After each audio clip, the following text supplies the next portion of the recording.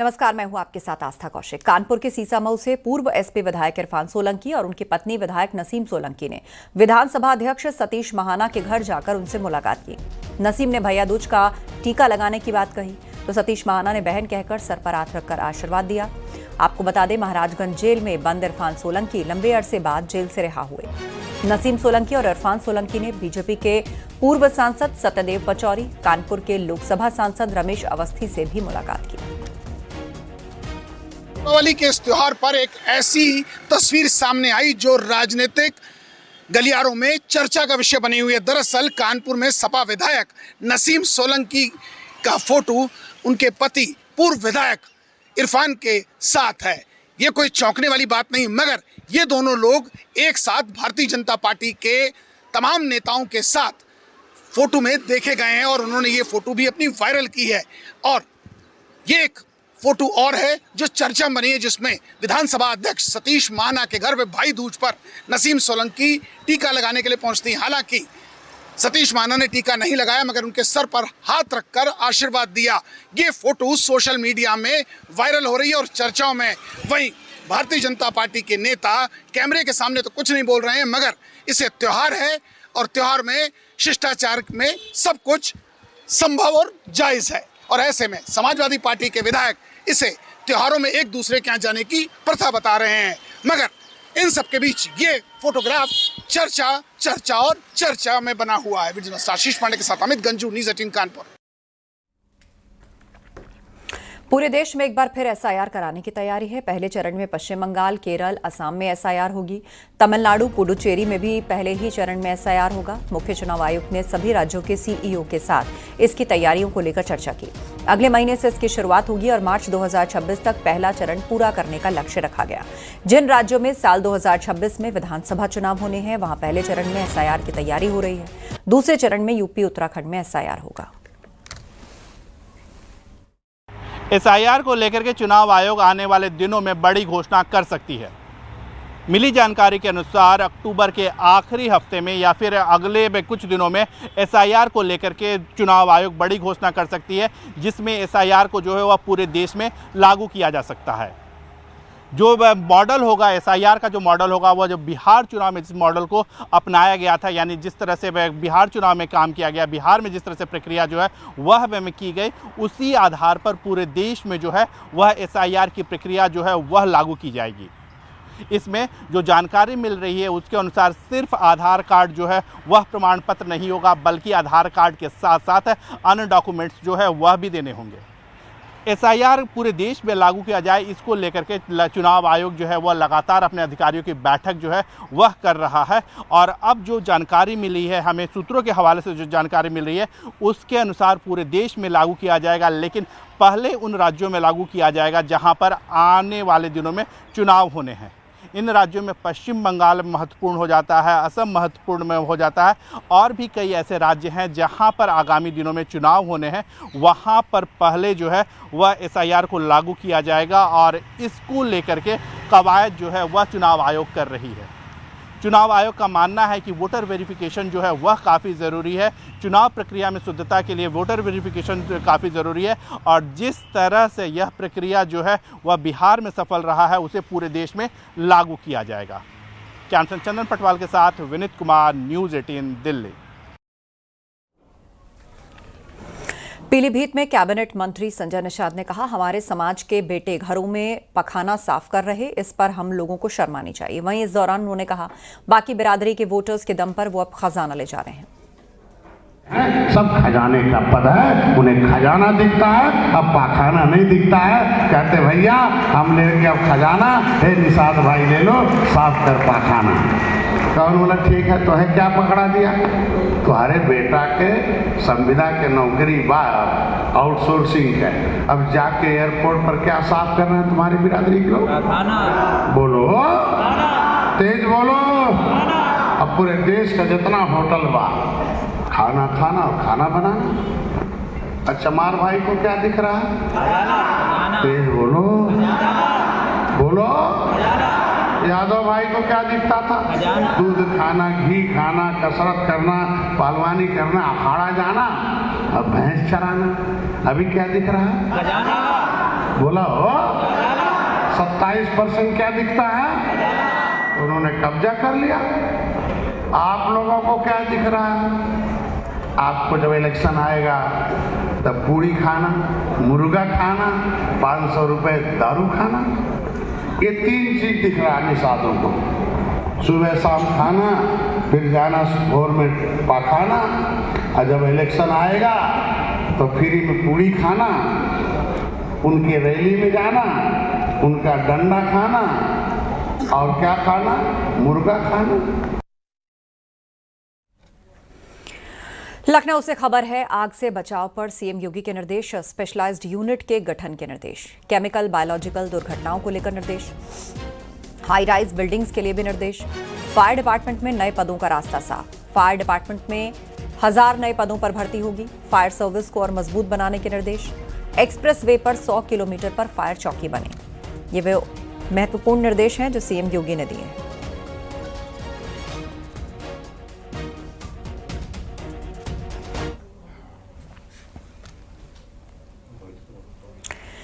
UP के बाहर अलग अलग राज्यों में भी खुलेंगे इन्वेस्ट यूपी के ऑफिस।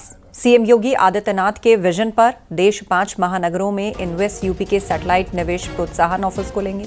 देश में मुंबई, बंगलुरु, हैदराबाद, चेन्नई और नई दिल्ली में ये सैटेलाइट ऑफिस खोलेंगे। मुख्यमंत्री योगी आदित्यनाथ के नेतृत्व में उत्तर प्रदेश सरकार ने निवेशकों को आकर्षित करने की दिशा में बड़ा कदम उठाया और इसका उद्देश्य है देश के बड़े औद्योगिक केंद्रों से पूंजी निवेश को सीधे यूपी तक लाना और निवेशकों को राज्य की नीतियों और संभावनाओं से जोड़ना।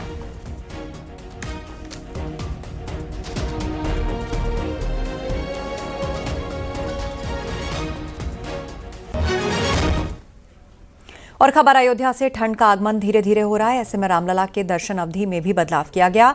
ये बदलाव सुबह की मंगला आरती से लेकर भगवान की शयन आरती तक का है। नया दर्शन नियम आज से लागू हो गया। भक्तों को रामलला का दर्शन सुबह 7 बजे से प्राप्त होगा। अब प्रभु राम की मंगला आरती सुबह 4:30 बजे, श्रृंगार आरती 6:30 बजे और भोग आरती दोपहर 12 बजे होगी।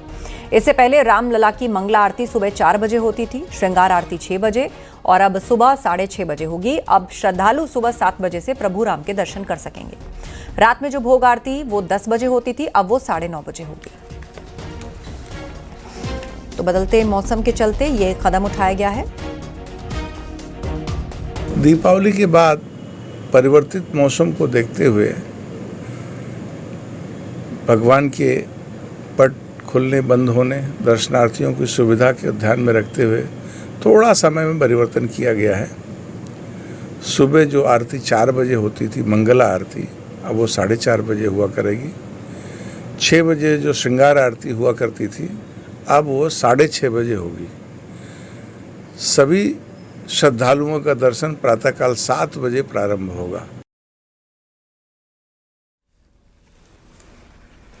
अयोध्या में राम मंदिर के पहले तल पर मौजूद राम दरबार की भव्य तस्वीर सामने आई। श्री राम जन्मभूमि तीर्थ क्षेत्र ट्रस्ट ने सोशल मीडिया पर राम दरबार की तस्वीरें साझा की हैं। तो ये प्रथम तल पर जो राम दरबार है उसकी तस्वीरें सामने आई हैं। आरती हो रही है और भव्य स्वरूप में श्री राम और सीता जी दोनों विराजमान हैं।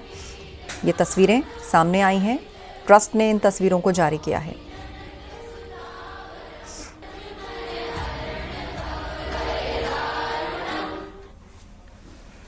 माफिया अतीक अहमद के बेटे उमर को झटका लगा है। मोहम्मद उमर की जमानत याचिका खारिज कर दी गई है। जिला कोर्ट ने जमानत याचिका खारिज की है। उमेश पाल हत्याकांड में आरोपी है मोहम्मद उमर, जिसने की कोर्ट से जमानत की गुहार लगाई थी, लेकिन कोर्ट ने उसकी याचिका को खारिज कर दिया। इसे एक झटका माना जा रहा है उमर के लिए।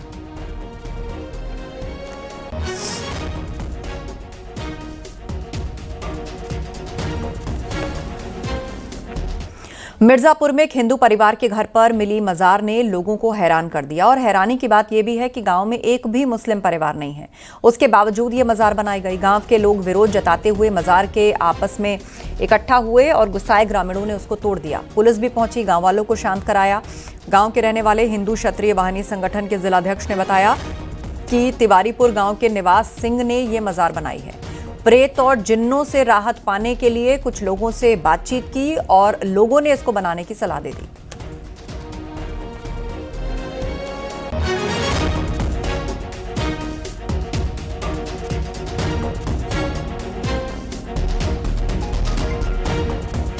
आज मेरे गांव में मेरे घर के बगल में ही मेरे एक पिरदार हैं, वो यहाँ पे एक मकबरा बनाए, मज़ार बनाए थे।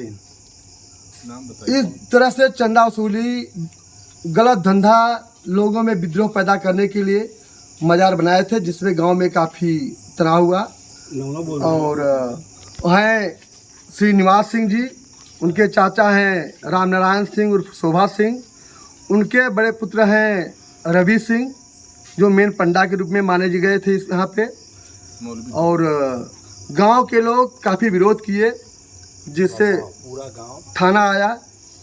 थाना इंचार्ज के सामने पूरा गांव के सभी लोग इकट्ठा थे, काफ़ी विद्रोह हुआ, बवाल होने वाली थी, लेकिन एसओ साहब ने आकर के उस मकबरे को फर्श से सब पूरा पर तोड़ा दिया, मिटा दिया गया।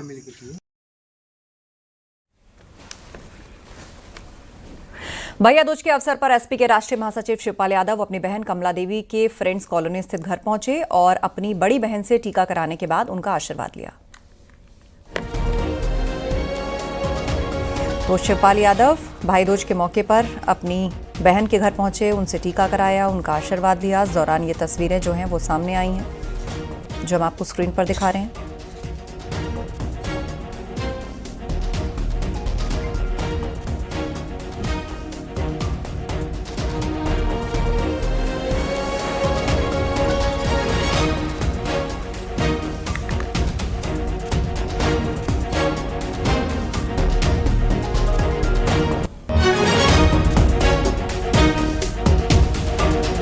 पूर्व विधायक इरफान सोलंकी सपा अध्यक्ष अखिलेश यादव से मिले। इस दौरान इरफान सोलंकी के साथ उनकी पत्नी भी रहीं। दीपावली की बधाई देने पूरे परिवार के साथ लखनऊ पहुंचे इरफान सोलंकी ने जेल से छूटने के बाद पहली बार सपा अध्यक्ष अखिलेश यादव से मुलाकात की। इस दौरान इरफान सोलंकी ने अखिलेश यादव का शुक्रिया अदा किया और कहा कि मैं 3 साल से जेल में था और अखिलेश यादव ने मेरी काफी मदद भी की। इरफान भाई, आज आपने राष्ट्रीय अध्यक्ष अखिलेश यादव जी से मुलाकात करी है, दिवाली की बधाई दी है, क्या कुछ बातें हुई अंदर? देखिए, वो हमारे बड़े हैं, हमारे राष्ट्रीय अध्यक्ष हैं, परिवार के बड़े सदस्य की तरह हैं। मैं 3 साल बाद छूट के आया हूँ, तो मैं हमारी बेगम जो विधायक हैं और बच्चों परिवार के साथ भाइयों के साथ आके उनका आशीर्वाद लिया। और पिछले 3 साल की जो लंबी लड़ाई में उन्होंने हर कदम पे जो हमारे परिवार का साथ दिया, तो मैं दिल की गहराइयों से उनका शुक्रिया अदा करता हूँ। साथ में समाजवादी पार्टी एक एक कार्यकर्ता का, जिन्होंने हमारे उपचुनाव में मेहनत करी, सीसामऊ की जनता का, जिन्होंने मेरे ऊपर पुनः विश्वास करते हुए विधायक बनाया हमारी बेगम को, आज मैं यहाँ मौजूद हूँ। 2027 चुनाव को लेकर क्या कुछ जिम्मेदारियाँ? बिल्कुल है। पहले अल्लाह से दुआ करिए, आप भी दुआ करिए कि जो मेरे ऊपर मुकदमे चल रहे हैं, जो मेरे ऊपर सजा लगी, उस अल्लाह ताला उस पर स्टे लगा दे। फिर इंशाल्लाह जैसा राष्ट्रीय अध्यक्ष जी आदेश करेंगे अखिलेश जी ने हर बार प्रेस कॉन्फ्रेंस में कहा है कि जितने भी झूठे मुकदमे लगाए गए हैं सरकार के द्वारा, वो सब सरकार बनने के बाद हटा दिए जाएंगे। इंशाल्लाह आप जल्दी मेहनत करिए कि सरकार बने और ये मुकदमे मेरे खत्म हो, तो मेरे नहीं, हमारे सब सारे साथियों के भी। जी, पीडीए को लेकर जो है अखिलेश यादव लगातार आगे बढ़े, क्या लगता है 27 में क्या है भाई? आप देखिए ना लोकसभा में क्या हुआ। पीडीए जिंदाबाद था, जिंदाबाद है और जिंदाबाद रहेगा। ठीक।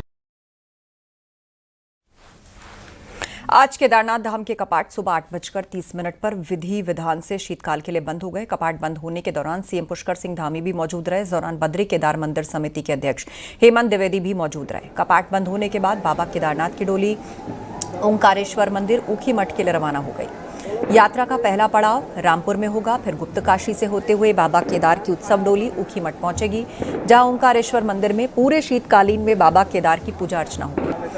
अब तक 17.5 लाख श्रद्धालु केदारनाथ धाम पहुंचकर बाबा केदार के दर्शन कर चुके हैं।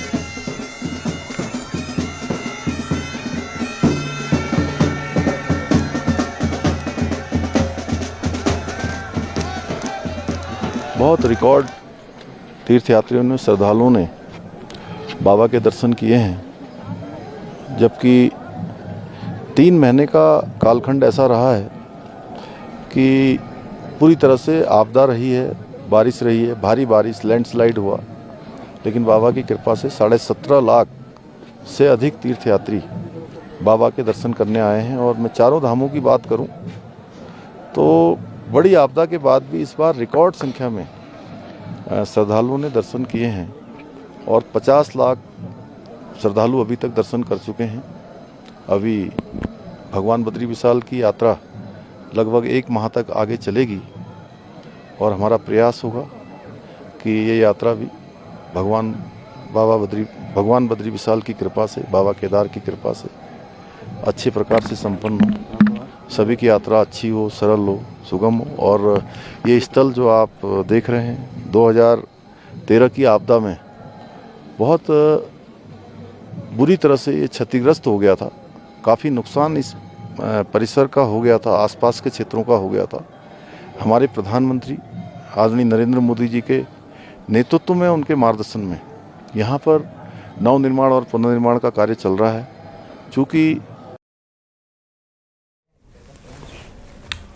यमुनोत्री धाम के कपाट भी आज शीतकाल के लिए बंद कर दिए गए। दोपहर 12:30 पर यमुनोत्री धाम में मां यमुना मंदिर के कपाट विधि विधान से शीतकाल के लिए बंद कर दिए गए, जिसके बाद मां यमुना की डोली खरसाली गांव के लिए रवाना हो गई, जहां पूरे शीतकाल में मां यमुना की पूजा अर्चना की जाएगी। वहीं कपाट बंद होने के मौके पर भारी संख्या में श्रद्धालु यमुनोत्री धाम पहुंचे और अब तक यमुनोत्री धाम में 6,44,366 यात्रियों ने दर्शन किए।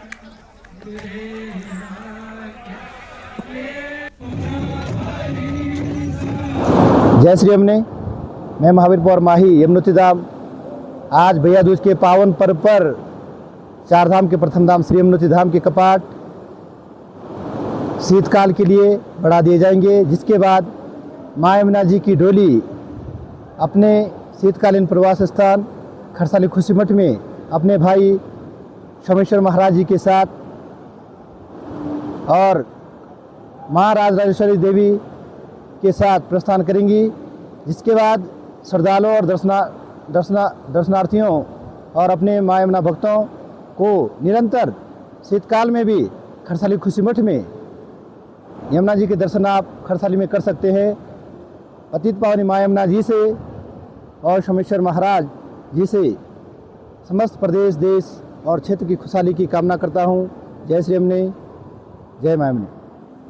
आज भैया दूज के पावन पर्व पे अभी 12:30 पर मां यमुना के कपाट सभी श्रद्धालुओं के लिए बंद कर दिए गए हैं और अब आज के बाद जो है मां यमुना के दर्शन खुशी मठ खरसाली में होंगे अक्षय तृतीया तक। यहाँ से जो है सभी को जो है शुभकामनाएं प्रेषित करते हैं आज भाई दूज की। 9 नवंबर को उत्तराखंड का 25वां स्थापना दिवस है और इस ऐतिहासिक पड़ाव की शुरुआत लोक पर्व इगास से होगी और समापन 9 नवंबर को प्रधानमंत्री नरेंद्र मोदी के हाथों से होगा। सियासी जानकार मान रहे हैं कि ये सिर्फ उत्सव नहीं, ये 2027 के चुनावी रण का पहला शंखनाद भी होगा। ये रिपोर्ट देखिए।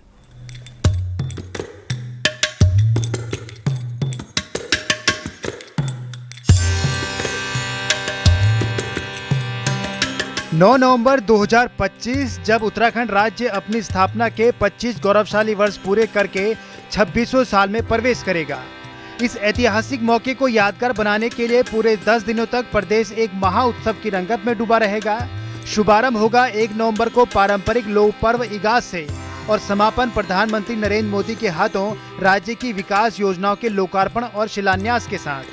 2 नवंबर को राष्ट्रपति द्रौपदी मुर्मू उत्तराखंड पहुंचेंगी और 3 नवंबर को 2 दिवसीय विशेष विधानसभा सत्र का उद्घाटन करेंगी। सीएम पुष्कर सिंह धामी का कहना है कि सत्र के जरिए राज्य की अतीत की यात्रा और भविष्य की दिशा तय की जाएगी। जो हमारा सिल्वर जुबली ईयर है, रजत जयंती वर्ष है, उसमें 2 दिन का सत्र भी हम आयोजित कर रहे हैं, जिसमें एक रोड मैप बनेगा और पक्ष विपक्ष सभी मिलकर कि राज्य हमारा हिंदुस्तान का श्रेष्ठ राज्य बने, अपने अपने सुझाव भी देंगे। पूरे राज्य में अलग अलग प्रकार के कार्यक्रमों की एक श्रृंखला होगी, जो 1 तारीख से हमारे उत्तराखंड का जो लोक पर्व है इगास, उस दिन से हम अपने रजत जयंती समारोह की शुरुआत करेंगे। राज्य सरकार का लक्ष्य है कि रजत जयंती समारोह गांव-गांव तक पहुंचे। इसके लिए खास रणनीति बनाई गई है। 1 नवंबर को सभी विधायक इगास अपने अपने गांव में मनाएंगे। वहीं 2 से 9 नवंबर तक सभी मंत्री अपने जिलों में सरकार की योजनाओं और उपलब्धियों को सामने रखेंगे। पार्टी प्रवक्ता और पदाधिकारी बाकी जिलों में प्रेस कॉन्फ्रेंस करके सरकार की बात जनता तक पहुंचाएंगे।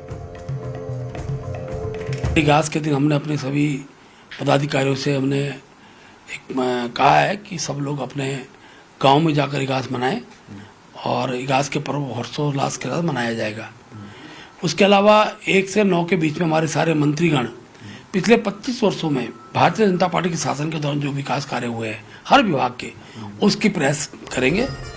पीएम मोदी का कार्यक्रम औपचारिक रूप से घोषित नहीं हुआ है, लेकिन अगर सब तय रहा तो उत्तराखंड के इतिहास में पहली बार राज्य स्थापना समारोह में देश की 2 शीर्ष संवैधानिक हस्तियां एक साथ मौजूद होंगी। साफ है, रजत जयंती का ये पर्व एक सांस्कृतिक उत्सव भर नहीं बल्कि 2027 के विधानसभा चुनाव की दिशा तय करने वाला राजनीतिक यज्ञ भी है, जिसमें मंत्रोच्चार तो विकास के होंगे लेकिन नजरें होंगी सत्ता के अगले चैप्टर पर। न्यूज़ 18 के लिए देहरादून से सुनील नप्रभात की रिपोर्ट।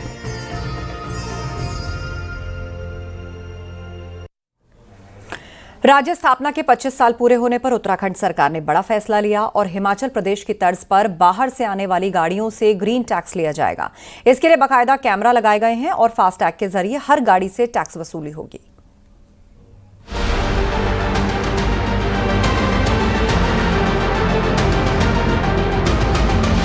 उत्तराखंड में बाहरी राज्यों से आने वाली कमर्शियल गाड़ियों से एंट्री सेस यानी कि टैक्स लिया जाता है, लेकिन अब बाहरी राज्यों से आने वाली निजी गाड़ियों से भी ग्रीन सेस यानी कि टैक्स लिया जाएगा। इसके लिए उत्तराखंड परिवहन विभाग ने एक निजी कंपनी से करार भी कर लिया है।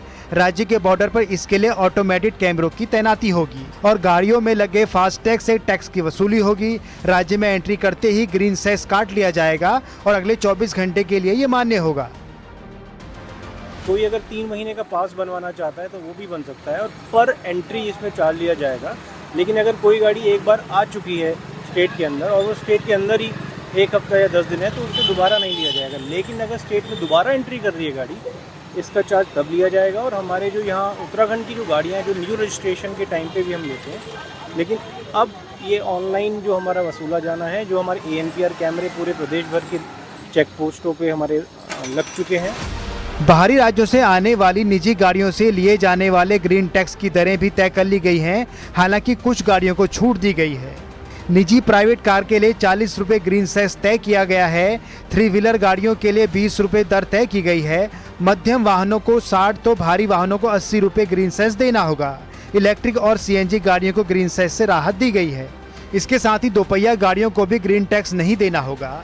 एम्बुलेंस, फायर ब्रिगेड की गाड़ियों को इस टैक्स से छूट मिली है। ग्रीन सेस का इस्तेमाल प्रदूषण नियंत्रण, सड़क सुरक्षा और शहरी परिवहन को ठीक करने के लिए किया जाएगा। हालांकि जानकार इसमें पारदर्शिता होने की बात कह रहे हैं। आप ग्रीन सेस तो ले रहे हो, लेकिन पर्यावरण के लिए आप क्या कर रहे हो ये भी सरकार को बताना चाहिए। खाली ये नहीं कि आप भारी भरकम जो है आप टैक्स लगा दो किसी भी चीज़ के लिए। ये अच्छी पहल तो है, लेकिन इसका यूटिलाइज अगर सही होगा तभी अच्छी सार्थक पहल मानी जाएगी।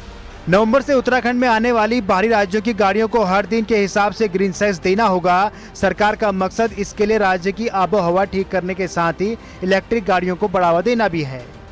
न्यूज़ 18 के लिए देहरादून से भारती सकलानी की रिपोर्ट।